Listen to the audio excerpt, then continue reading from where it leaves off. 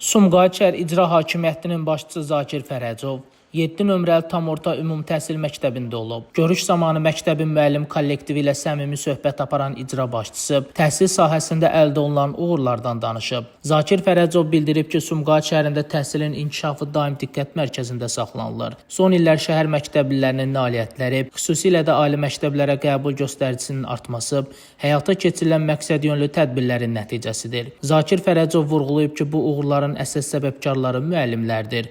Onların zəhməti, fədakarlığı və məsuliyyətli işi nəticəsində şagirdlər yüksək nəticələr əldə edir. Görüş zamanı şəhər icra hakimiyyətinin başçısı müəllim kollektivini Dünya Azərbaycanlılarının həmrəyliyi günü və yeni il münasibəti ilə təbrik edib. Onlara gələcək fəaliyyətlərində uğurlar arzulayıb. Qeyd edib ki, Sumqayıt təhsili bugün təkcə şəhər daxilində deyil, respublika səviyyəsində də uğurları ilə seçilir və bu inkişaf bundan sonra da davam edəcək. Daha sonra məktəbin fəaliyyəti və əldə etdiyi nailiyyətlər barədə ətraflı məlumat verilib. Məktəbin direktoru Nuranə Hümbətova bildirib ki, Sumqayıt şəhər 7 nömrəli tam orta ümumi təhsil məktəbi 1898-ci ildən fəaliyyət göstərir. Hazırda məktəbdə 50 sinif komplekti üzrə 1340 şagird təhsil alır. Şagirdlərin təlim tərbiyəsi ilə 89 nəfərdən ibarət pedaqoji heyət məşğul olur. Məktəbin uğurları xüsusilə ali təhsil sahəsində özünü göstərir. 2024-2025-ci tədris ilində məzunların ali məktəblərə qəbul faizi 80% təşkil edib. Bu göstərici məktəbdə aparılan sistemli tədrisin və müəllim əməyinin bariz nümunəsidir.